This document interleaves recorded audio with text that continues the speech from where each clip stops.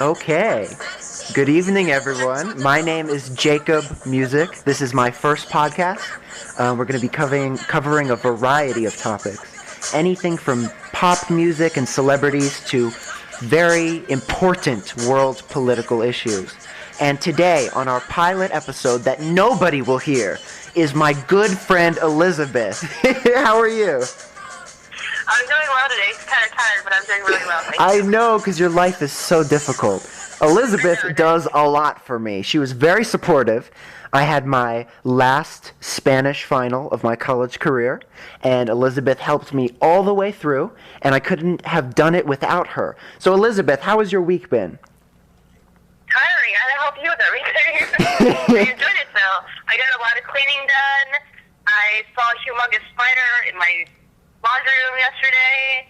I slept kind of well, and I'm very energetic now, which is good. Well, that's great. That's good. And you've had a lot going on this week. In addition to just helping me, you've been helping one of our good friends as well. You've basically been floating her through the course. Yes. But it's all worth it. I've enjoyed it thoroughly. Yeah. I'm going to do it for people now in the future. Absolutely, absolutely. I mean, it's great when you can participate and when you can work in something that you love so much, and you love the Spanish language. It's so much more gratifying, and money does not do it for me. And you know what, me and this friend, we really appreciate. I know that we appreciate whatever has happened. We appreciate what you've done for us. Absolutely, absolutely. I hope this friend felt the same way. So let's talk about something, our first issue of my podcast ever, which is something that kind of makes me feel like the world is perfect. So I'm going to ask you this question. Because you know who Kaya is, right? Because Kaya is like... Yes, I do. Yeah, like my favorite rapper, the famous artist who has rapped the UK top 3 hit, My Neck, My Back. Which is, if you guys have not heard this song, you need to. And you're about a decade late, because this is the best song. Elizabeth, do you wanna just give them a little sample of it? Can you recite the chorus to this song? I'll help you. I'll help you. My back. Is that right? I'll help you. My neck. Okay, good. My back. My back. My pussy and my crack? Yeah. No, you have to say, lick my. Oh, I forgot. I forgot those two. Oh my God. Words. Okay, we're gonna do it again. I didn't even give you that much to memorize, but we're gonna try it again, okay? Okay, my neck, my back. My back, lick the pussy and my crack. You have such an uncertain cadence to it. Everybody recognizes that that song is the anthem of our generation. Yes. Well, among women it is, definitely. Absolutely. I mean, there should be more activities that Kaya describes. But anyway, It's a very female-centric song. Which it is a nice. very, absolutely, and that's what I love about these porn rappers. But anyways, so what do Miley Cyrus and Kaya have in common? Well, they had nothing in common up until today, when I found out that Kaya will be the guest rapper on the remix of Miley Cyrus's great song, We Can't Stop. And I mean, when I read this, just thinking about it now, I feel ecstatic. I feel loved by the universe, really. Absolutely. This is going to be mind-blowing. And I know that you saw on Facebook, because I saw that you liked it, I posted the cover. Yes, absolutely. The record company did not even bother to make a cover for the remix, but just accepted one that a fan sent in. So this is how high profile this is. And it looks like, if you haven't seen this, because you probably haven't because this is pretty new, I'm talking to our zero audience, so I forget that, but may as well practice. But the photo looks like it's just their heads photoshopped onto bodies. I know, it's so very specially done. It looks really shoddy. But I feel like Miley Cyrus, I mean, she sought Kaya out. I feel like she understands Kaya's whole aesthetic, which is basically like, you know, ooh, I have a new album coming out. I'm going to put my hair into dreadlocks and bend over and mime doggy style while you take a picture of me. You know, like that's her whole look. So it's very funny. I can't wait for this to happen. I mean, Me too. No, absolutely. I think that Kaya will get so much more popularity. Yes. She'll be able to be influenced, and a new generation will be open to hearing about her, especially the Miley Cyrus generation. yes. I mean, because I would say probably, I mean, I'm a huge Miley Cyrus fan, but I'd say we're both probably much older than most Miley Cyrus fans. So this will be good in raising Kaya awareness. Exactly. It's a new generation. The new minds can be opened up To Kaya's greatness. So this is nothing but good news. I thought it would be great if we would start out with great news, but I'm highly looking forward to that song. It's going to be good, and hopefully Kaya will get a little shot of popularity from this, and hopefully she'll be relevant to a new generation. Okay, so let's move on to Lindsay Lohan. TMZ, we were talking about this wonderful news organization today, is reporting about a comment that she made in a tweet about her movie from a few years ago. I think it was 2007. And the movie was called I Know Who Killed Me. Have you ever heard of this movie? Yes, we have that. My father bought it, I believe. You actually have that movie? Yes, we do. My father bought it. I have not watched it, however, but Oh. he did, and I believe he didn't like it. So you have not seen the masterpiece? No, but it sounds fascinating. Well, I have not either, but I should have. I tried to. I was in Florida during this movie's release, and I was in my grandparents' senior citizens community, which keeps movies about 10 months after they've left the theaters everywhere else. Because, old people time goes much slower.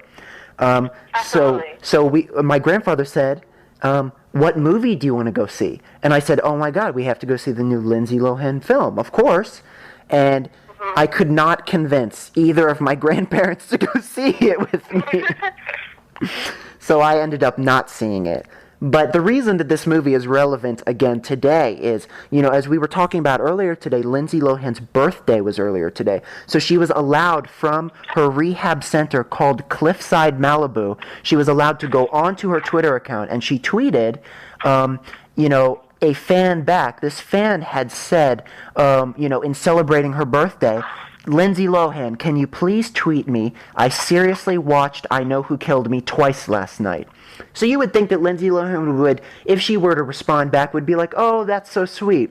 Instead, and this shows Lindsay Lohan has a good sense of humor. Instead, her response was this. So he said, I watched your movie twice. She said, 2 times too many, exclamation point. So, I mean, and that it's hilarious, and that movie does have a terrible reputation, but, Self-deprecating humor in a bad movie is always best. It's like when Halle Berry accepted yes. the award, I believe, for Catwoman. Yes, and you know what? Catwoman is a great movie. I don't know if you've seen that. I have a little bit of Ashton, but I like the fact that Halle Berry, and I believe Sandra Bullock, they both went to the Razzies and accepted their awards in person. Yeah, I mean, it's good to see that some celebrities don't take themselves too seriously. Yeah, I mean, they got a paycheck no matter what, so what's the word, Yeah, I know. What's the big deal? I think it's awesome, and I'll admit it, I love terrible movies. I love Lifetime movies. I love cheesy movies. Catwoman fit the bill 100%, Yes. But this is not about her. Yeah, absolutely. This is about Lindsay Lohan. So short story, Lindsay Lohan has a sense of humor, and her movie was terrible. Don't go watch it. Okay, moving on to something. Okay, so we're kind of jumping in the serious level here, but this is very important. This is an article from Fox Business News, okay? This is dangerous. So they're reporting that PepsiCo's namesake soda, so that would be Pepsi, of course, still shows high levels of a carcinogen in 10 U.S. states. So this carcinogen is called 4-MEI, which stands for 4-methylimidazole. So in this substance was in the soda, and it was anywhere from 4 to more than 8 times higher than California safety levels require in 10 states. This is coming from the Center of Environmental Health. So Pepsi has responded by saying that this carcinogen comes from its caramel coloring that it gets from suppliers. But, these guidelines were issued before, but Pepsi said it could not live up or reach up to these guidelines because it was too hard for their suppliers to comply with these standards nationwide. So and it goes on to say the chemical in question is a byproduct of industrial production of caramel coloring. So it's basically a toxic byproduct and was found to have clear evidence of carcinogen like that. Carcinogenicity. So I probably sound really stupid. But last year by the National Toxicology Program on animal studies. I don't support animal studies, but then again, you know what? We are all living organisms, and if this is showing to be toxic, and it's up to 8 times higher than the state of California has found safe. That's worrying. So of course shares of Pepsi have fallen 1.2% today. So does this alarm you? What do you think about this? I do not support anything that has carcinogens in it because they're cancer causing. Just like I do not go tanning because they're carcinogenic causing chemicals. Yes. Within the tanning bed. And that makes total sense. I had no idea that something that we were drinking had anything that had carcinogens, but I suppose there's a reason why I don't drink a lot of soft drinks, and I try to drink water or tea. And it's so much better, but I will tell you recently, I have been, in the winter I tend to drink a lot of tea, tons of tea, but as it gets hotter outside, I'm less drawn to hot tea. So I have been drinking tons of soft drinks. And unfortunately, I've been drinking Pepsi, wild cherry Pepsi a lot. And this worries me. I mean, do you drink Pepsi? No, my family's a Coke family. And honestly, the competition or the competitive vibe between Coke and Pepsi is strong. There are people that are just as loyal to either brand. Like my father will only drink Coke. He will not drink Pepsi. Yeah, yes. But there's good news for you because... I drink Brisk tea. I don't know what brand Brisk iced tea is, but I drink that. Yeah, Brisk is... I'm pretty sure that's made by PepsiCo. But this article is only saying that it was found in Pepsi, period. So I don't know about Brisk. I mean, it's a possibility. But there is good news for you, and that is that this report states that, Coke has completely complied and removed the carcinogens from their soda. That's awesome. I'm really excited about that. That's great. It's great that actually people put the consumers' health above the dollar. Yeah, but it makes me question why Pepsi cannot do this then? I don't know. I mean, I don't pertain to know of the business decisions of executives, soda executives. We can only guess, yeah. It's not something that, I don't know. I'm not that selfish. Yeah. It might be that it costs more to remove it or to find a substitute. Perhaps it's like a sweetener in the drink so that find a substitute to replace it. Yes. Or they feel like it would change, or that it would change the taste of the product. I don't know. Yes. People have a variety of rationalizations where often it comes down to like removing something or changing some formula that it's so hard to change it because we've always had an existence and secret, and if we change it, we have to think of something else. Yeah. I don't pretend to know, but I'm happy that Coke is already compliant because that makes me more happier to drink Coke. Because if I do choose to taste your products, I will drink Coke before Pepsi because it's what's available in my house. Well, and I think that it needs to be said that our school, UMBC in Maryland, is a Pepsi school. They sell Pepsi products everywhere. And I have drank so much more Pepsi just since I started to go to UMBC. I mean, this is kind of worrying, and I hope that our administration is paying attention maybe, because, this is important, No, absolutely. That's the hardest thing when universities or high schoolers, when they have an agreement. Yes. Between a certain companies that, I remember I was reading a book called Faster Nation, and it mentions the agreements that high schoolers have to promote certain products and how the companies will literally invest in certain high schools and give them all this money and just improve the quality of the schools due to sponsorships of names or products or exclusively selling the rights to certain things. And it's horrible, but it's part of capitalism. You have to criticize the system, honestly. Yes. Yeah, absolutely. It all goes back to structural factors, the factors of the economy, the factors of, the realities of corporate America and what their values are. And unfortunately, And I think in the end, the losers will be them too. I mean, eventually, won't Pepsi just be forced to change? I don't know. I mean, I feel like there needs to be more publicity, there needs to be more media activism. I don't think people will care unless it's splashed across the news. Yeah, and that's the thing is, they need like a public shaming to change. Yes, they do. Things like, honestly, I don't think if things with Paula Dean did not come up to light, I don't think she would have changed and apologized and lost her endorsement. Yeah. Yeah. I think it's horrible, but I think a public shaming needs to be done for people to change their attitudes or to look out for the public interest, because otherwise no one will care. You have to have more than one person care. You have to actually have an honest, like a really deep focus, a media blitz, pretty much. Yeah, absolutely. You have to involve the media. You have to involve many people. Yeah. Because one person, unfortunately, cannot change everything. Yeah. Unless we would like to believe that. And even activists who use, more fringe media or activist media like Democracy Now! Or like independent... Yeah, absolutely. I think when fringe media catches it, that's when mainstream media wants a piece of it. And what facilitates it is a focus on mainstream media, but you have to get their attention, and that's the hardest thing. That there's so many things that the mainstream media wants to focus on that you need to make this into a big deal. Like, you need to contact as many people as possible. You need to talk about it a lot. Yeah. Yeah, absolutely. And the thing is, but it's a shame that unfortunately it seems like only business media, like niche media, is picking this up. I have, both me and you are news junkies, but I have seen no mention of this in sort of mainstream news sources in terms of ones that are not oriented towards business. This is the first time I've heard of it. Yeah, and oddly enough, it's coming through Fox Business Network, which is very pro-corporate.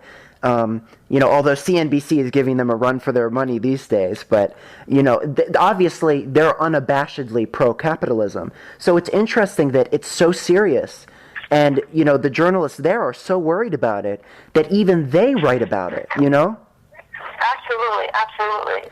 I think that there needs to be more attention, but unfortunately, through the structure of how media works, people need to get whatever topic that they're really interested in that is concerning to the mainstream media. Unfortunately, you cannot just rely on small niche. Yeah, and those are great, and it's good to rely on them for information. But the thing is, if you're going to affect change and get the big word out there, unfortunately, you have to go through a limited number of channels. Absolutely, you need to get context. It's not just word of mouth. You need word of mouth, and you need to know a lot of people. Yeah. You do. You need connections, which... you need connections. You need to know the right people, though, actually. Not just many people, but the right people to get you. Yeah, absolutely. And you know that we were talking about this earlier. You have to look attractive. So they'll want to put you on cable news, Absolutely, absolutely. And I'm thinking, unfortunately, it might take somebody, unfortunately, getting cancer and maybe, even passing away for this to get attention. But you know what? If somebody drank Pepsi every day, say theoretically, and she's like this beautiful blonde bombshell with huge, gigantic breasts, and, she gets cancer and she can fairly conclusively, I don't know how you could, but say theoretically she could tie it to Pepsi, I'm sure that she would be on Anderson Cooper, she would be on Fox News, she would be on Morning Joe, she would be all over the place.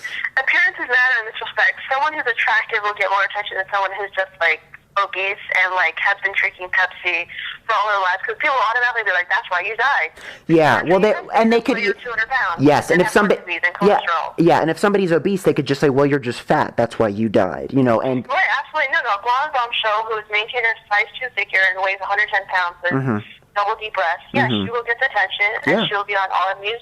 She will be talked about on all the cable news networks. Yeah, and not to say that that's good or that's bad, but unfortunately, or fortunately, depending on if you benefit from this, that is the reality of the media, especially the visual media. I mean, this is television. It's all about appearances, graphics, The person who goes to this cable news for information exclusively is not necessarily looking for the most dense, packed information. They're looking for an entertaining time. So, that's a very complicated issue. It's very interesting. But let's move on to something even more incendiary. So Rush Limbaugh, says a lot of interesting things in his day-to-day existence as a radio show host. Let me find where this is. But does your dad, does he listen to Rush Limbaugh, or am I getting that wrong? I don't know. He has told me that he has in the past agreed on him at some points, but that he's still like a pill pusher, a pill popper. A pill popper. Well, I mean, yeah, he Rush Limbaugh has struggled. It was very well publicized. Right, but I don't know if my father actually actively listens to him. Bill Maher is one thing, yes, I know that, but Rush Limbaugh I'm not sure about. I have to let you know. Yeah. Well, I don't know, but it would be interesting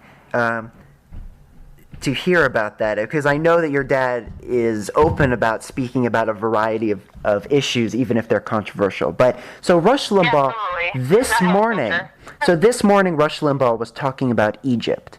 And I guess maybe he was trying to make a joke, but he said, they, meaning, I guess his sources, whatever they are, they cannot confirm the coup in Egypt has taken place. And then he was like, ... He waited a little while, and he said, only the coup here has been confirmed. And then he waited a little longer, and he said, here, it's the Democrat Party coup. So, I don't even know what this is supposed to mean. Because, number one, he, as many conservatives in the media do, he gets the name of the party wrong. It's not the Democrat Party, it's the Democratic Party, which I don't know what it is, but, I mean, it's very common to say that here in my area that is very conservative as well. But I mean, I guess he was meaning, Barack Obama is still the president, so I guess that's a coup. But it's kind of, I don't know. I just feel like really it wasn't funny and it didn't really make sense. But then again, it's outrageous enough that I'm talking about it, so, I mean, with Rush Limbaugh, I feel like he says certain things to get the attention. He gets a lot of radio viewers who agree with him. Yeah. I don't listen to him, so I just try to turn out his nonsense or whatever he says. Yeah, because pretty much it's going to be offensive to our sensibilities, I know, absolutely. And trying to rationalize him is just going to make my head hurt. Yeah. So we will not even do that. But I will say one more funny thing that Rush stuck in at the end of this segment. Thank you for being with us this morning. Rush Limbaugh show, #1 radio show, blah, blah, blah. And then he said something before they went to commercial break that was bizarre. He said these 5 words, Limbaugh Institute Advanced Conservative Studies. So I don't know if he has some sort of online university, or he has like a think tank, or he thinks that he does. Well, when Jerry Falwell has his own university, I wouldn't be surprised that Limbaugh has his own conservative institute. Doesn't David Horowitz have his own institute too? He does? I'm not asking you. Do you know? Oh, I actually don't. I rarely, if ever, read anything about David Horowitz. I couldn't even tell you 3 facts about him. Okay, you don't have to. I don't know. Yeah, I don't know. But I just think it's really funny that apparently there is something in existence that is called the Limbaugh Institute Advanced Conservative Studies. I don't know what that is. I don't even know what Advanced Conservative Studies is. I don't know advanced conservative. I guess it's conservative thought. Maybe a study of Ayn Rand. And I don't know how that's different from just capitalism. Yeah. I don't know. I don't know how that's. Yeah, I don't know how that's different from just normal conservative studies. But whatever it is, it's really funny because he really sounded really convinced that he is a representation of advanced studies of anything. That's pretty remarkable. Okay, so moving on now. So let's talk about the Catholic Church, one of my favorite topics. I know we talk about it quite often. Number one, because I come from a Catholic background, I know the inside story. Obviously, I'm not witnessing priest abuse, but I know the culture. And and you're interested in it because of your interest in Latin America specifically, and the Catholic Church affects their lives. But here's what I got from Link TV World News.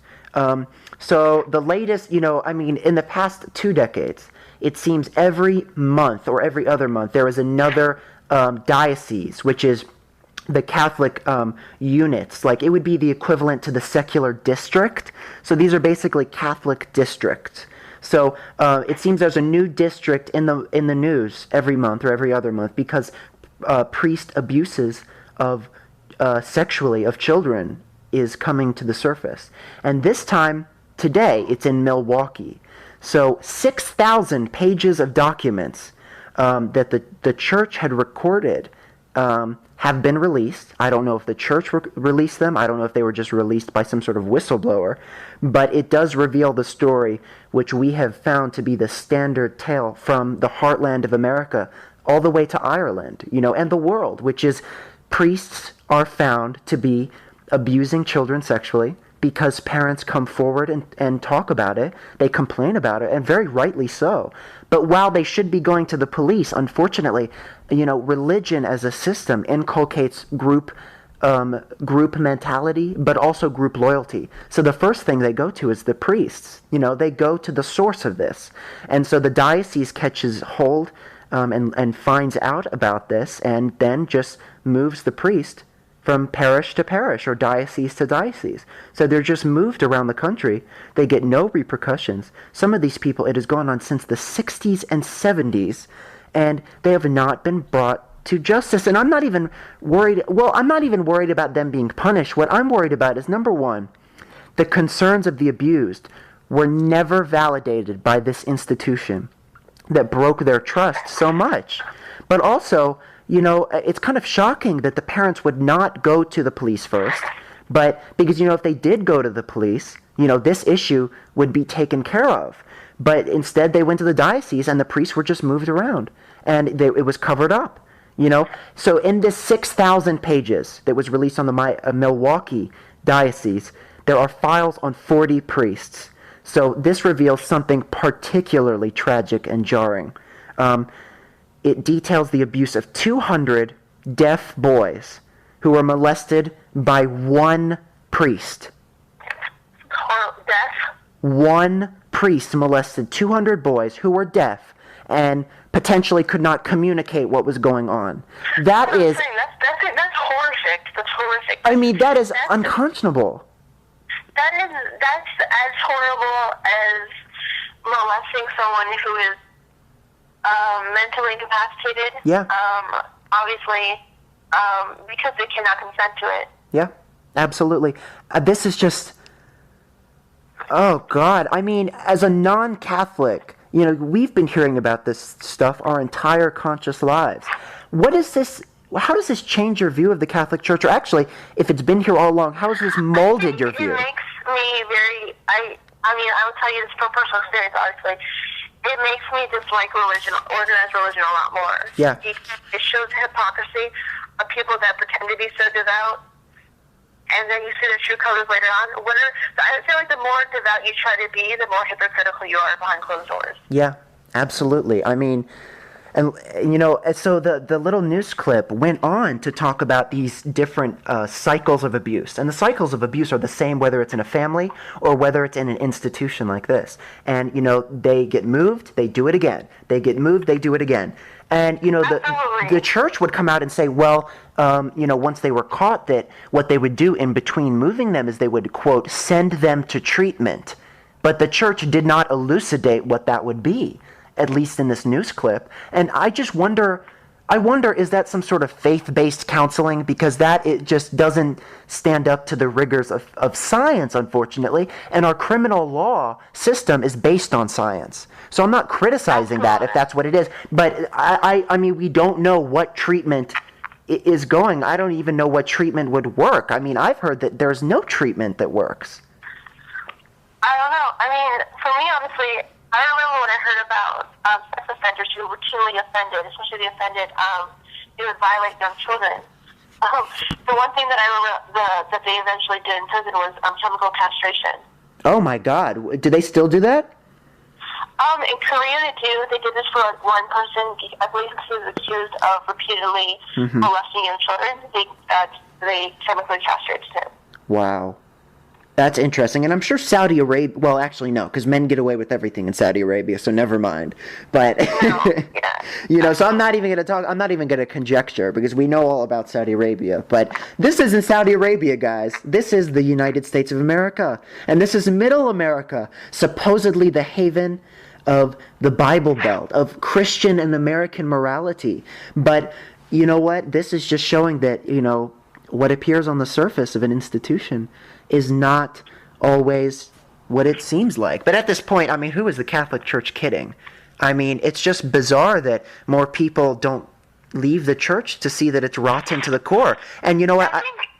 Go ahead. Yeah, I feel like there's some who think that, in the Christian theology, most religious theology, it's God forgives all sins, no matter how great. We're all sinners, therefore, I have no room to judge because I'm just a sinner. Yeah. Obviously, there's different gradations of sin. Yes. I can't say speak specifically of them.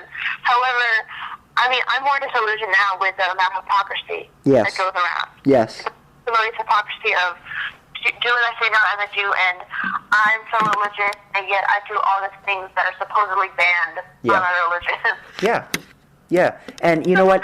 Again, I come from a Catholic background, and I cannot tell you why the people that I know and have known, they're not outraged by this. I don't understand it. They're not. But these are the first people, these days, it's very typical to be Catholic and conservative. It did not used to be because, back in the day, Catholics were part of a very large liberal coalition that supported FDR because they were seen as a minority. They were persecuted, but now that they're brought into the tent of white American privilege, Catholicism and Catholics see themselves as mainstream, but these are they're now conservative, a lot of them. So they're the first people to jump on these family values bandwagons, the first people to criticize, celebrities or other people for their sexual behavior, the first to criticize homosexuality. So it is mystifying to me why Catholics and Catholic families and Catholic parents don't see a problem in this. I don't know. I can't understand the mentality of most people that are religiously devout. I've stopped trying to understand because I cannot rationalize it. It's not illogical. But then again, at the end of the day, religion is not. But when you're, and that's fine. Yeah, exactly. But that's the point, is that you cannot apply logic to this. Yeah, you can apply logic to this, and you know what? It's fine for religion to be, instead of science, it's spiritual science or whatever. That's fine. But when we're talking about people being hurt, children's rights being taken away, and violation, that is when things get serious, and you need to be logical. So. Absolutely. But Absolutely. Let me ask the toughest question here. And I'll be curious to see your thoughts. Because it's one thing to talk about these individual incidents, and the media does like individual incidents because it can attach characters, but that's not how I function here. That's not how I like to think. Let's look at the institutional level. It's not just a few individuals. This is hundreds and hundreds of priests over the past 2 to 3 decades who have been found out to be engaging in this type of behavior. So I have to ask you, what is the factor that ties these people together? What is the factor that is present in the Catholic Church, whether it's theology or its culture, that breeds this? Why is this present in Catholicism so prominently? I would say, why is there so much hypocrisy in religion in general? I don't think it just pertains to Catholicism. I feel like it's in the news and it's found out a lot more politically in Catholicism, but I wouldn't be surprised if it's not only in other branches of Christianity, but in other religions too. I absolutely agree with you, but I think most people would agree with me here that, this abuse of power has always happened in every religious tradition that's codified and, gained political power, but yada, yada, whatever. But, this is happening in the Catholic Church a lot more than it's happening in, say, Buddhism or something, No, Buddhism, but like Islam or Judaism. Yeah, but you do not, but at least me personally, I have not heard of, Lutheran sex abuse scandals with children, Methodist. I've not heard, Calvinist. I've not heard it from the Mormons, So, I mean, there has to be something particular about this. It was a fundamentalist Mormons. You can consider the marriages of like one. Yeah, you're right. The FLDS. As a problem. Yeah, but you know what? It's a little bit of a different context because the FLDS. Yeah, absolutely. I don't know. I mean, honestly, I'm not Catholic. I don't know Catholic doctrine or wherever they can get the justification from. I feel like maybe the effect of it is because the priests are meant to be celibate, so they cannot release. They are sexually oppressed. Yeah. So I mean, we talk. I think it's a consequence of celibacy. Yes. And this is why some Catholic priests have asked to change doctrine and ask to have marriage. Yes. That's why some of them leave to go to other denominations like Episcopalian or Lutheran. Yeah, that's true. Feeling sexual desire, that's normal. That's part of human. That's human. That's part of what a human being is. However, not being able to express it, I suppose, leads to deviance. I could not have said it better than you did. And I think that's at the core of it. Thank you. I can't explain it either. Even coming from a Catholic background, I don't understand it. But you know what? Because pedophilia, or, we call it that nowadays. But, whatever you put a name on this act, the sexual abuse of children, has been present forever in many different contexts, whatever. However, what is more enraging to me is the fact that I am not seeing questioning and outrage from the Catholic community, from the Catholic parents that I know, as I feel like it should be. I mean, these people are outraged about Barack Obama when he just drops something that they find untenable into a speech. Yet how many children does it take to be violated before they start to question, should we put our time and our money into this organization? I mean, but that's a question neither of us can answer. We can't attest to them. I'm not, like I said, I can only be accountable towards my actions. I cannot be accountable towards the actions of others. Yeah, exactly. The hypothetical questions you're asking me, I honestly do not know. Yeah, well, I mean, they're tough questions, but it's because I believe that you can handle them. Absolutely. I know I can. Yeah, I'm not going to have just Joe Blow on this show because it's all about critical thinking. But so let's move on to another extremely interesting topic. So I got this from a Psychology Today blog post, and it's called Altered Magazine Photos Hurt Our Self-Image. So it's about unrealistic portrayals of women in media. A very fertile topic for discussion. Us as, social scientists, both me and you, even though we're in different fields, we're cultural scientists. We've talked about this a lot, both in school, out of school. It is one of our primary concerns, I think. And, in talking with my friends that are media aware or that are females and feel affected by this, they definitely see this as one of the preeminent issues of our time. So let me read some quotes from this story. So in this blog post, the doctor who wrote this, Camille Johnson, PhD, from San Jose State University, talks about, again, like I said, the unrealistic images of women, how they have been edited, altered, and digitally finessed to remove blemishes, inches, and pounds. So one solution that she talks about, and this is very innovative, and I thought it was an interesting solution. Some people have suggested that magazines and advertisers should include disclaimers with photos indicating which have been altered and which have been photoshopped, and providing details about what has been altered. And you would think that that would negate some of the negative self-esteem effects that women see or women experience when these are consumed as media images. You would think, and I was like, wow, this is a great idea. I've never actually heard of this before. However, and this is bizarre, but these disclaimers actually had the opposite effect. When ads are included with a disclaimer, women reported that the pictures were more relevant to their sense of self. So when there was more text informing them that the photo had been altered, they were more likely to feel that the models in the advertisement were relevant with their own appearance.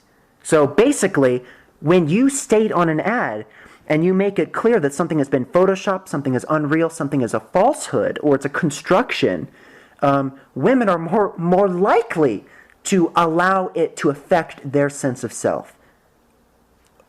This is bizarre. I mean, what do you think is behind this?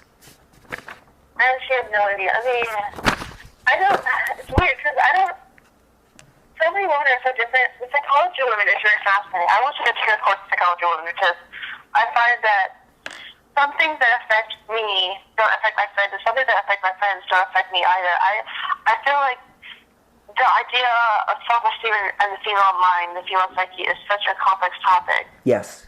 Yes. I feel like women are special, but I feel like it's societally taught that women should connect so much of our image Yes. to our self-esteem.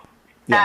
No, it's been corrosive. I've had to learn to not place so much emphasis on my looks, which is why I try to rebuff any advances by my family to make me more feminine, Yes. as if me to be more feminine, because it's just not my style, and I don't want to be gender normative in any way. But you have received, and let it be said that you have received a lot of criticism for that, and you've received a lot of flack. I mean, but also, I've seen this in other people. My best friend Patty, just because she presents herself a certain way in behavior and in dress, her relatives are convinced that for whatever reason she's a lesbian, and she's hiding it and lying to them, even though she says, "No, I'm not a lesbian." Just because she doesn't conform to this image that they expect of women, she's labeled a lesbian. Absolutely, no. I think in this society, there are certain expectations of what a female should look like, act like. Societal expectations of gender norms and of hetero norms. It's very corrosive to a female identity. Yeah. It ties a female identity to the man. It was in this heterosexual paradigm. Yeah. A female should act feminine to attract men, to gain the attention of men, to keep the attention of men. A man is not going to want a masculine female. Yeah. Yeah, exactly. And that's unfortunate, but our sexualities and our desires, what we fetishize, all of that is constructed socially. It's a very complicated interplay between our personalities and our environment. And, they kind of co-create each other. And for whatever reason, we end up with this certain type of standard for feminine beauty that we do have today, which, it's not as bad as it was in 1996 through 2003, when that was really the heroin chic era. I feel like women should embrace their curve. Yeah. Whatever they have, women should embrace it. Breasts, no breasts, big ass, no ass at all. I mean, small waist, bigger waist. I think for all the heterosexual women out there are men out there for you. There are men, of course there are men that fetishize certain types of women, but there are men who will appreciate you. There are females that will appreciate you. Yes. I feel like people should need to break out of what the media tells us. Yes. And stop living up to this societal ideal, because you cannot do that. There's a reason why there's this issue of eating disorders before women get married. Yeah. There's a reason why women do not want to get pregnant, they don't want to gain weight.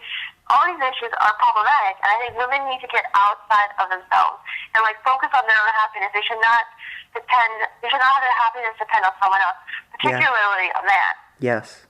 Yes. I've never liked that, and I've always fought against the idea that I need to have a man to make me happy in life. Have you felt that pressure to attach yourself? Absolutely, especially recently with the fact that I'm also 25 in a month, and people have asked me, professors, friends, guys that are interested in me, my own family, once they find out that I'm single, they ask me why. Why are you single? Yeah. Not that there's anything wrong with me, but that I'm an attractive, intelligent young woman who should be with someone. Yes. I'm not. So there must be something wrong. And it really is offensive that I can't be single and be happy, or that I want to wait to find someone. Yeah. It's almost like they're devaluing you because you don't have some sort of conjugate part for yourself. Just because you don't have an equal who's a male, you're suddenly not seen as whole, and that's wrong. And if they knew you, and your family should know you, but if they truly knew and understood you as a person, they would know that you're not missing anything. Absolutely, but I think that it should have people, they accept whatever the society tells them, and what society considers acceptable is a young woman in her 20s in a committed, long-term relationship, possibly leading to marriage and children, but she is with someone. They're a single woman who is attractive, who is young, who is intelligent, should have someone, they should not be single. She should not be single. Yeah. And I've never understood, and it's always annoyed me when I've had several guys tell me, why are you single? Because I don't know how to answer that question, to be honest, because that's not a question that I would ever ask a guy. It's not the first thing I ask someone, and then he says, hello, how are you, what's your name, why are you single? Yeah, that's bizarre. You have a girlfriend, why are you single? That's so weird. But it's like, that question is so disturbing. Well, it's not like something you plan. Right, absolutely. But people don't realize that. People are trying to operate within their own societal and cultural norms. Yeah. And from what they know. I mean, unfortunately, if people don't fit into what people consider normal, it's deviant. Yeah. That's what deviance is. It's something outside of the social norm. And that's unfortunate. But, yeah, I mean, I've learned to just accept it and not think about it too much. I've given an answer to people, but, I mean, it's my personal business, and honestly, I don't have the right to defend myself, even if I do feel defensive. Like, I feel like I'm being blamed, even though nothing's my fault. It's what they think. Like, I'm not going to care about what they say. So let's go back to body image. Think back to maybe when you were at a more sensitive time, maybe, your early teens. And I think your experience would be different because you are a female in this society. So it is interesting to get your insight when you were, say, 12, 13, 14. You were seeing what were invariably photoshopped images, and that was at the height of this, of heroin chic. What was your experience like? What images did you see, and did they stick with you, and did they change your thinking and view of yourself? Absolutely. I grew up with the images, especially being mixed, being half Korean. Yes. I grew up with the images of women who were blonde-haired, blue-eyed, had bigger breasts, small waist, a flat stomach, nice legs, and very petite. And for the longest time, I wanted to be blonde-haired, blue-eyed, or brunette and blue-eyed, but pretty much white, typically speaking. And I was really frustrated being mixed because although my middle school was quite diverse, I thought this was what men wanted, and that's what I saw on TV, that's what I saw on magazines, because I didn't see images of myself. I saw images of a stereotypical American woman. Yeah. And for the longest time, it did make me feel very insecure that I could not fit into what a guy would want. And so I would get very frustrated because I was like, I look like this. Yeah. And then when I actually got into puberty and I started developing chest curves, I didn't really like my body at that time either, because when you're taught when you're younger that sexuality is something that should be controlled and repressed. Yes. Because of the side of your sexuality, and it was very difficult for me to handle. And I spent a lot of my adolescence, until recently, a lot of my early 20s, covering my body, not wearing shorts, not wearing low-cut tops, and trying to being very sensitive. Yes, that's true. I did not attract a lot of male attention because I didn't show my body off. Not that I wanted guys to know it's destroying my brain, it's just because I felt insecure that I was becoming a woman. Didn't have any idea how to deal with it. Yeah, and that's a problem for probably every girl in this society. But so let's get more specific. What, in terms of damaging images of female bodies, are there certain publications or girls' magazines or sources that you think were particularly egregious and harmful during your puberty period? I think any young female women's magazine, 17, most specifically, I suppose, 17, W magazine, where they have the traditional fashion models who are size zeros, who are very tall, like 5'10", 5'11", who are probably the very willy big frames, and then can just they can wear whatever they want. I mean, when you grow up with that expectation of you're pretty much this statuesque figure, aside from the fact that you don't really have any curves up there, like they're very small frames, it makes you feel like kind of weird. Like I'm not like as proportionate as them. I'm not just a ruler. I have some, I have some cellulite. I have some, Yeah. not just up and down. It's got some like waves to it. It's got some definition to it. And so you do something insecure, and you have to like make friends with other people, and you have to go look at real women in other places who are unashamed of their bodies. Yes. It's really hard to find because most women who post their fixed pictures online are confident in their looks because they are attractive. You don't see the average plain Jane, I guess. Yeah.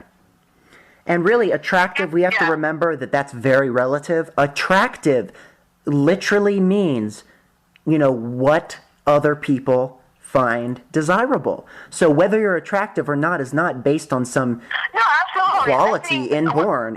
It's in a certain context. Someone to you. Yes. What draws someone to you. Yes. Specifically. Because it's coded in that society that's attractive. But I was going to ask you. Absolutely. We talked recently about the forced feeding in Mauritania. Yes. Because there's so much poverty and there's a lack of food available that women see their daughters because being obese is considered healthy, even though in our society in general, health, statistically speaking, being obese is unhealthy and dangerous for your health for long-term longevity. And that's a whole nother story that we could talk about another hour for. That's bizarre. But absolutely. But what did I want to say here? Going back to body image, so bringing it back to this bizarre study. Do you have any theory? Do you have any theories as to why? I mean, and I'm just asking you not because I think that you represent the female opinion, but because you've been in these girls' shoes. If you looked at an ad and it said a disclaimer there that this was edited, would that make you more observant of the messages in the ad? Absolutely. If I hear it's edited, I don't trust in its veracity. It can be telling me anything. I want an authentic looking representation of what a woman is, for example. Yeah, absolutely. I don't like the photoshops because some photoshops are absolutely horrible. Yeah. They shave off so much of a woman's body that she no longer represents what the archetype of a female form is. Yeah. Yes. It's very Barbie, to be honest, as far as Barbie represents very unrealistic standards. It's very what? Very unrealistic standards. Yes, absolutely. So let's wrap up. I have one more thing to ask you about this topic. What would you say to girls who were 12, 13, 14, 15, looking at Glamour magazine, seeing these images and allowing it to affect their self-image? At 12 years old, you should not be reading Glamour magazine. You should be going out, playing sports, like eating healthy, enjoying time with your friends, and not stressing about fashion. You are too young to be worrying about that kind of stuff. Yeah. It's poisoning youth at a younger age, especially young girls. Girls should not worry about body image at so young. That's the formative time to when you grow into adolescence, grow into puberty. And that's the time where you're questioning the most. And I definitely would tell them to put it down, find an actual book to read, and do other things to preoccupy your time. Yes, absolutely. Okay, well, here's the next topic, and this is shocking. It's really important to me to not just, my favorite news organizations come from outside the United States because they offer a perspective that I feel is more desirable, but it would be a folly to limit myself to just those. News from commercial sources as well, even sources I don't even trust, because it's important to have that mix and that diversity and that eclecticism as well.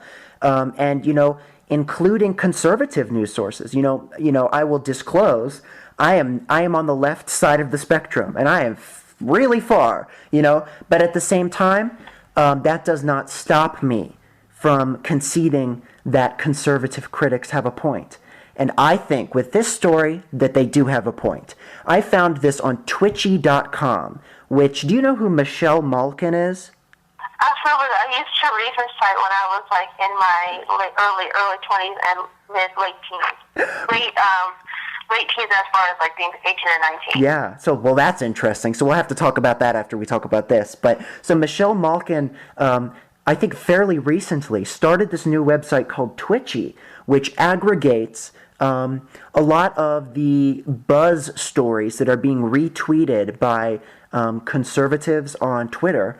And she kind of aggregates them, and then instead of really writing a story, she just kind of shows everyone's tweets. And so, Absolutely. I've been on that website before. yeah, so Twitchy's pretty interesting, actually. So it's certainly very new media, you know. But this is horrific. And in this situation that I'm about to describe, it's not really the tweets of just people that's interesting. It's actually what was tweeted originally, I guess, in the twit pic that started this. So let me describe this scene to you. It shows 4 people. 3 of them are children. One of them is presumably the mother. They're protesting. They have placards, and they're protesting for pro-choice. So obviously, just right, you know, in terms of abortion rights. So obviously, just that image of children protesting for abortion rights is probably something that you would never expect to see. But that's not really the incendiary part, really, because it gets worse. There are 2 types of placards that this group, I guess a family, has. One of them says, every child, you know, a wanted child, which that is not controversial. But what is controversial is the mother is holding a sign that says this: if I wanted government in my womb, I would fuck a senator. Not only that, the child is holding this sign as well. I don't even know where to begin. So obviously Twitchy was not very happy about this being a conservative, pro-life, as they say, organization. And it says that this mother and the protesters are exploiting these children. Okay, so what do you think about this? I think it's a horrible thing to bring your children into. Don't bring your children into your political beliefs, please. I completely agree. I think, especially at such a young age, it's a really, really young, no 10-year-old or 8-year-old. No, please don't. Yeah, I mean, I can tell you, I've seen this picture. It's just indoctrination, in my opinion. It just sounds like indoctrination. Yeah, absolutely. And no matter what the beliefs are, whether those are fascist, Christian, liberal, conservative, communist ideas. I want them to develop their own beliefs apart from my own. I don't want them to be influenced by me. But you know what? I don't want them to be influenced by me. We can talk about, they can ask me my beliefs, but I would never try to impose whatever I believe on them. Absolutely. I completely agree with that. But the thing is, I think it's the predominant school of parenting I can only speak for this country, but I would probably say the world as well. I think we are behind some European countries, but I think this is basically the standard. You know, parents view themselves as having a lordship over their children because they created them. And so they can kind of set down these diktats to their children. And unfortunately, children get caught up into some bizarre behavior because of it. Absolutely. I agree with you. I think that children don't have the opportunity to voice their own opinion because they haven't had the ability to critically think because they've had their parents indoctrinating them since they were like 2 years old. Yeah. Ideologues by the time they're like 15 because they don't know how to critically think and how to think aside. Yeah. And just figure out what it is. And that's just what's sad. I mean, I don't think it's bad if parents and children talk together about politics or whatever, but parents should be able to have a right to respect their children's opinions and not deplore them for whatever due to their youth or due to their lack of experience. I think that's narcissistic. I think that's wrong. And I really hope that when I have children, I will not do that same thing. Yeah. Yeah, absolutely. So there's really 2 levels of this. But I need to say, at the end of the day, I think maybe for the critics on Twitchy, it was about abortion. But for me and you here, the real issue is not abortion. What the real issue is 2 things. The indoctrination of children, no matter what the ideas are. But also, let me bring up what that sign said again. It said, if I wanted the government in my womb, I'd fuck a senator. And there is a 3-year-old holding that sign. Number one, does she even understand what abortion is? Does she know what a womb is? And fucking a senator. This is just insanity. These parents have taken it too far. Yeah. I mean, it's not fair. That's why, as a parent, you're not allowing your children to critically think. The child is too young to be able to consent to whatever you're telling them. They don't have the ability to critically analyze what you're saying. They don't have the ability to develop what they're saying because they're parroting what you believe, and that's not fair. You're imposing yourself on them, and you're not letting them be independent from you. That's just like not good in the future at all, to be honest. Absolutely. Like, you need to let your children have their independence and say and think however they want. Yeah. And you need to respect it. Yeah, and I can tell you from my experience, if for a while I was very concerned with wanting my parents to agree with me, so I would change my opinions to theirs. This was when I was 12, 13, 14, maybe 15, and, in some ways I was headed on that path of becoming an ideologue, but circumstances prevailed where I kind of broke off and became independent and started thinking for myself. And I have faith that these children can too, but at the same time, it makes it that much harder, because these types of ideas, they stay with you years after, and they inhibit, your ability to do things. I mean, what if one of these girls in the future, that she has to go through an abortion for whatever reason? And what if at the end of the day, she just hates herself because of it, because of this early indoctrination? Absolutely. Or whether she comes to just think that it's like nothing. It goes on both sides. But yeah, so I bring up this issue, and I thought this to pull from Twitchy because this is really an outlier. So I do not think this is the norm among pro-choice protesting families. I don't think it's the norm. I've never seen an example of this. Absolutely. I mean, the norm, though, is that I've seen parents, though, not just on abortion, but on various things, bring their children to protest and have them hold these horrific signs that are incredibly, racist, offensive, offensive in some manner. No matter what side of the political aisle, I've seen horrible things, and it's like, it makes me sick. Yeah, why would you do that to your children? I mean... Exactly. Yeah, so, I mean, this isn't really something that I think this incident does not have nationwide significance, but it is a good touchstone, a good conversation opener, a good icebreaker to talk about parental attitudes of control and indoctrination. Absolutely. I think this makes me reinforces what I don't want to do with my children.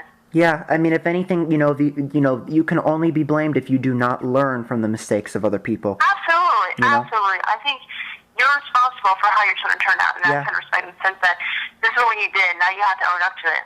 And, this just kind of distilled whatever these kind of control tendencies are in American parenting, because there are few issues with more extreme views on either side than abortion, and there are a few issues that can make people enraged besides abortion. I mean, that's pretty much number one, I would think. It's not so much important for me. It's not really something I think about, but I don't really have a position either way, but, whatever. Right. I mean, people are very passionate.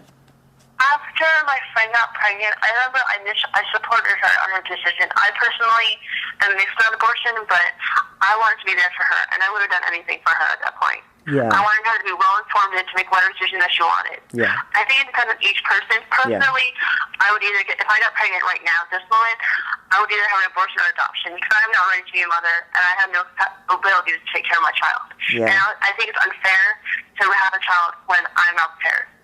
Yeah. Mentally, emotionally, or physically. I don't think that's fair. And I want my child to have a good life. And I can't provide for him or her the life that I would want. Yeah. So it would be better to just not let it happen. I don't think it's fair. I want so much more than, what I have now for them. Yeah. I completely agree. And it's a hard reality, but it's something that in the end you probably have to come to terms with, is sometimes some women, no matter what, will get abortions, whether they're legal or not.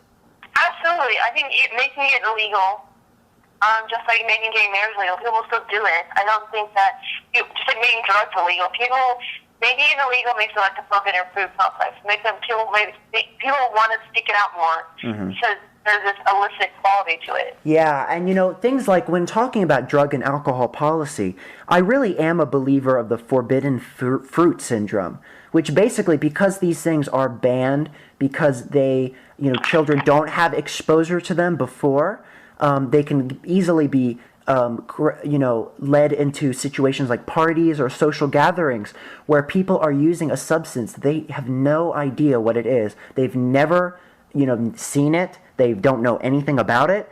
And, I was shocked. I was telling you about a series of videos created by the Church of Scientology on YouTube that were little vignettes about drug addiction. And I was shocked because they would ask for every video, for every interviewee, what age did you begin to abuse the drug? And it was always 12, 13, 14, almost consistently. I was shocked. But this drug addiction, if you have an addictive personality, that comes out early, So it's important to not have, whatever forbidden fruit draw there is. We need to not normalize, not glamorize, but just expose these things. We need to talk about it, basically.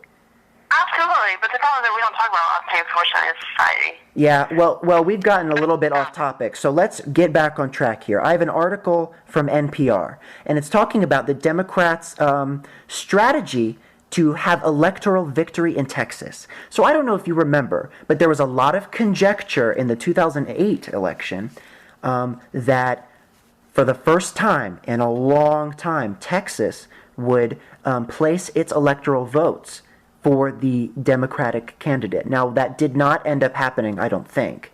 However, it did get close enough that people were willing to entertain it as a possibility.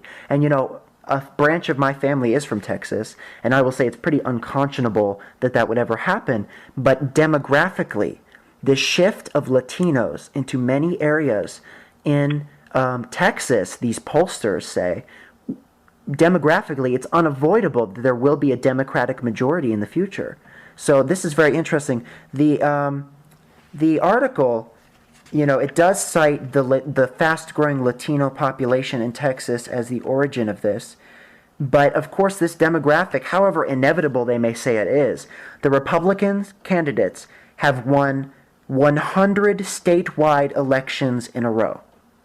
So that is an incredible streak, that's probably many decades. And if you look at the Texas Republican Party, at the helm of it are Tea Party leaders like Ted Cruz and John Cornyn. And, Tea Party leaders have, had control wrested from them in many areas of the rest of the country since 2010. It's gone back to, control in many state parties has gone back to more moderate establishment types. But in Texas, it does remain a Tea Party state. So you kind of have these two tendencies, the demographics on one side, but the strong conservative tradition of Texas on the other side. And then, you have pollsters also, contradicting themselves, coming out and saying, well, it's almost inevitable that Latinos will become the majority. But on the other hand, Hispanic participation in elections is very low for whatever reason. So, it's just, especially in 2012, it was very low. So it's just sort of like these contradict each other, and who knows what's going to happen. Do you foresee a future where Texas could be a blue state?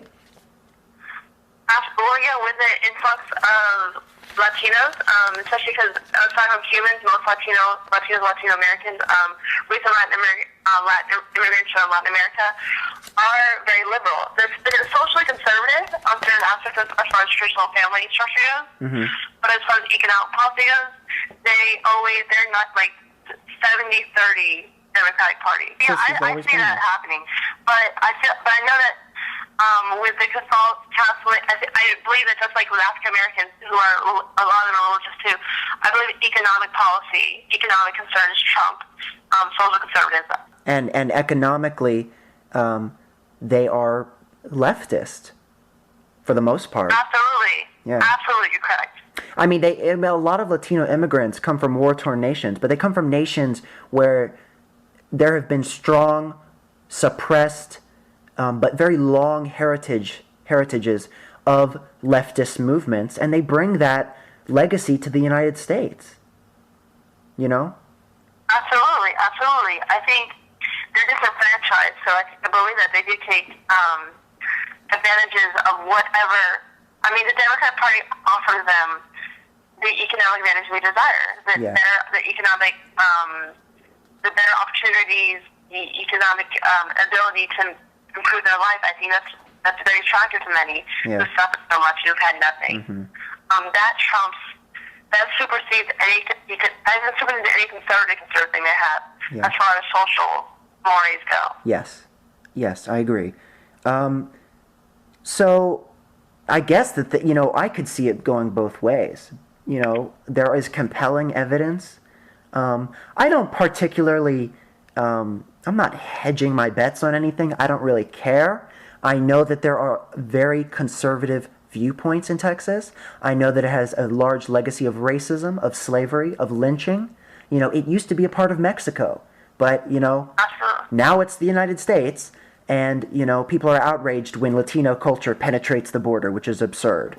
But blame the proximity of Mexico. If you're gonna blame it, I think blame once you can't blame geography, but my gosh, blame the fact that we have a very close border with Mexico, and I think a lot of people don't admit it, but people don't want to see the benefits of Latin culture to society. Yeah. But that's just their own racism.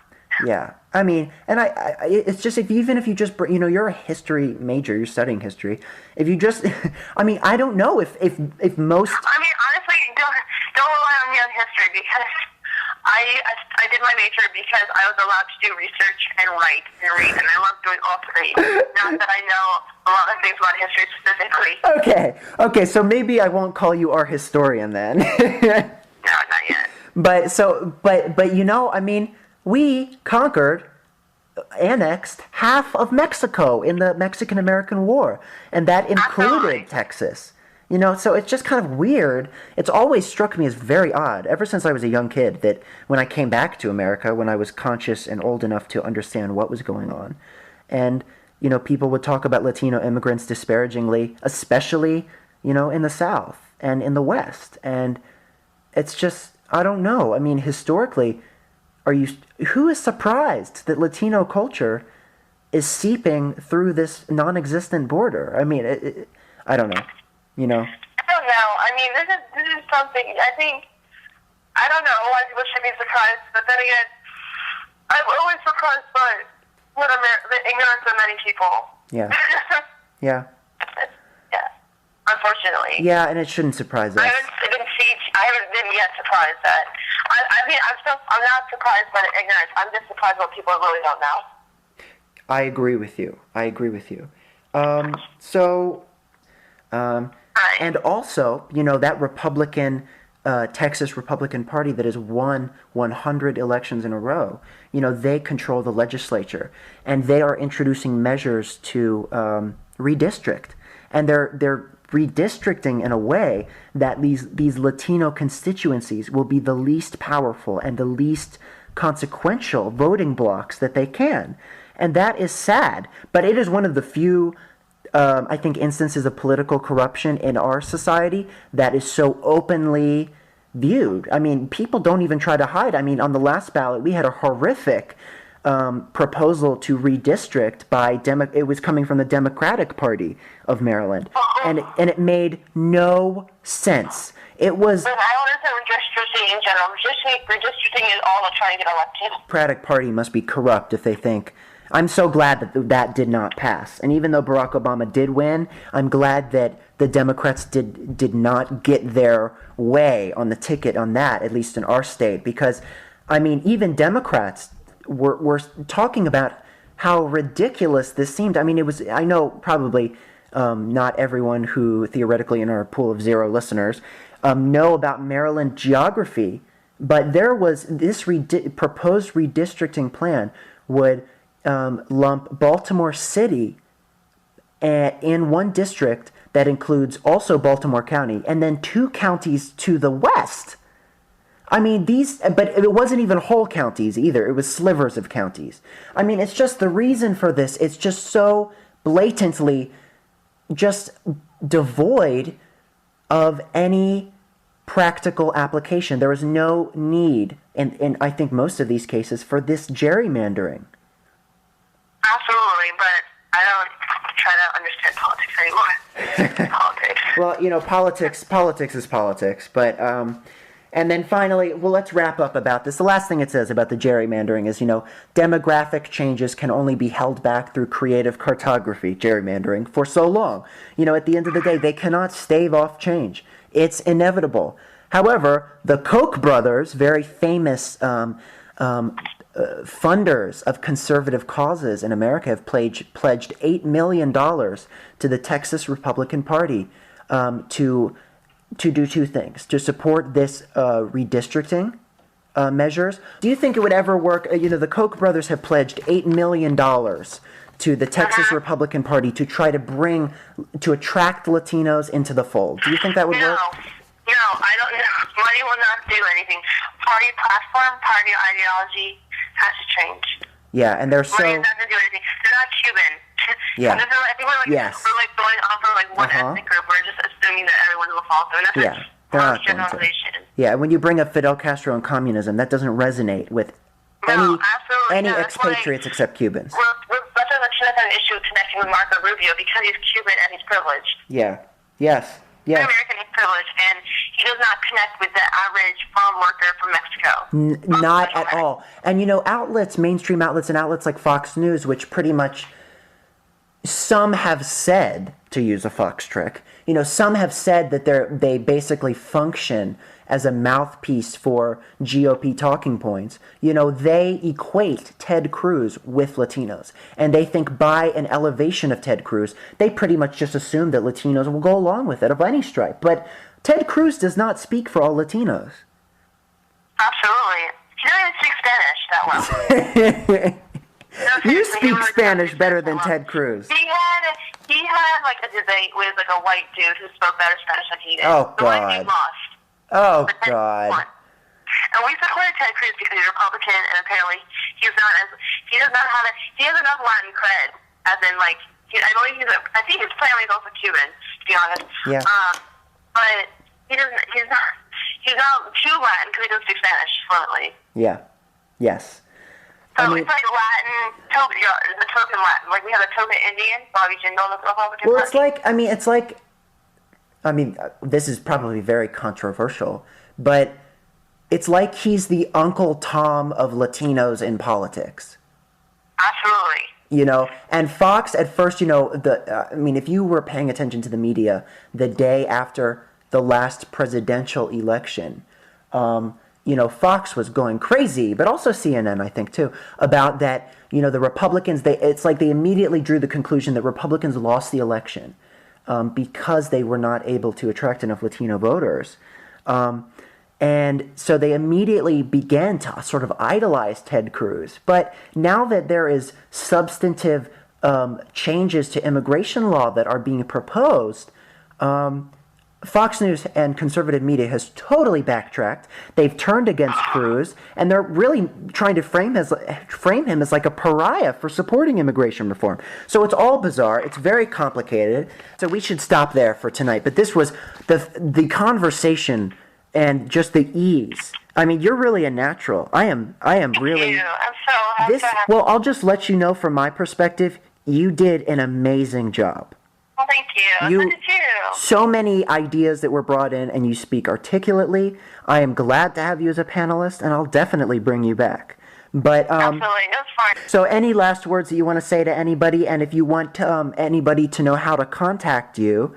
Yes, please. If you want to contact me, I have two things. Well, I haven't. Well, you can contact me. I'll have an email address. I'll find some email address I can connect specifically for the podcast. Yes, that's a good idea. Good idea, Elizabeth. Yes, because I just realized I need to make a new email address. Yeah, because I would love it if people would. I would love to hear people's thoughts on this, their contributions, and what they think of this show. Absolutely. I'll have an email address. My phone number is pretty private. I can't do that. But an email address, I'm like always connected to my phone, so I will check it pretty much every hour. Awesome. Great. And I will respond as soon as possible. So you want to? So by the next time we do this, we'll be working on that email. Yes, absolutely. I should have one up by tonight. And if you guys want to contact me, again, my name is Jakob Music on Facebook. I am the only Jakob Music probably there. It's Jakob with a K, so it's Jakob, and then Musick. And I do have a hyphenated last name on Facebook, but if you want to contact me and add me as a friend or follow me there, that would be wonderful. Again, thank you everybody for listening. Thank you, Elizabeth, for being a great panelist and being one of my best friends, okay? You're welcome. It's always a pleasure, and you're always one of my best friends, too. It's always a pleasure talking to you about all these different topics. I love hearing your voice, obviously. Yes. I love hearing your opinion on things. It's always a pleasure. We'll have to do this definitely more often. Awesome. I'm always here. Thank you so and I'm much. always here for everyone else, too. Yes, okay. Bye, everyone. Bye. No, but this is wrong. Get rid of all this. I don't want to see all this. It's making me nervous. Okay. And the word "the" is spelled wrong in the prompter. No, what are you doing? If one more person opens that door, I'm going to nail that door shut during the show. Who is that hovering in the hallway? Opening the door and hovering. I don't want to hover. Jeez. They're hovering and opening and closing. All right. Don't hover at me. God. And every time you flip the screen from an element to the monitor, I get some Hispanic-looking man on the screen. I don't know who he is, but he's been on my prompter the whole night. Oh, my God. This is a train wreck. Okay. Why is this new tonight, guys? It's not new tonight. He gave this... No. But he gave the speech yesterday. That's the Fox way of doing things?